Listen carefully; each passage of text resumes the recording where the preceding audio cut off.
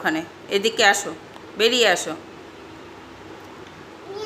আচ্ছা একটু আতা গাছে বলো তো, আতা, তোতা, পাখি, ডালিম, ডালিম গাছে মৌ, হিরে দাদার মরমরে থান, ঠাকুর দাদার বউ, ঠাকুর দাদার বউ। তুমি কি করবে এখন? কি করবে? বসো, এখানে বসো, বসে করো, বসে একটু খেলা করো। একটু মানুকে ডাকো তো জোরে, মানু। মামাকে ডাকো তো, মামা।